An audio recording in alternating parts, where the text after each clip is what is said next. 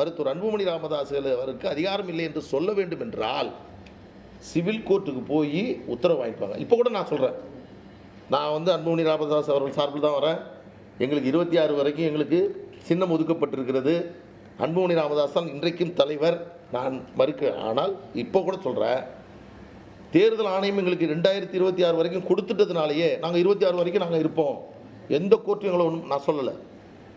நீங்கள் civil court போங்க, உங்கள் கேஸை போடுங்க, நீங்கள் தான் பாட்டாளி மக்கள் கட்சி, உங்களுக்கு தான் அதிகாரம் இருக்கிறதே என்று வாங்கி தேர்தல் ஆணையத்திடம் கொடுத்தால் தேர்தல் ஆணையம் மறுபரிசீலனை செய்யும்.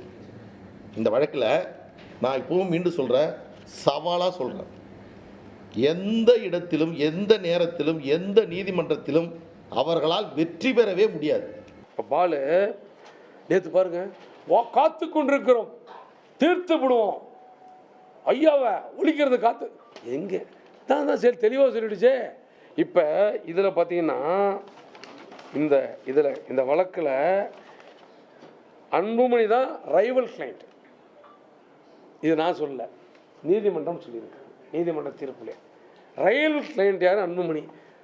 சிவில் நீதிமன்றத்துக்கு போய் நான் தான் தலைவர்னு சொல்ல வேண்டிய அதிகாரம், சொல்ல வேண்டிய தேவை என்பது அன்புமணிக்கு தான் இருக்குது.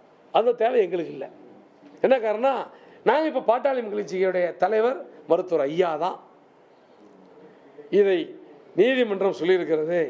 ஐயா இல்லை என்று சொல்ல வேண்டியது நீங்கள் தான்.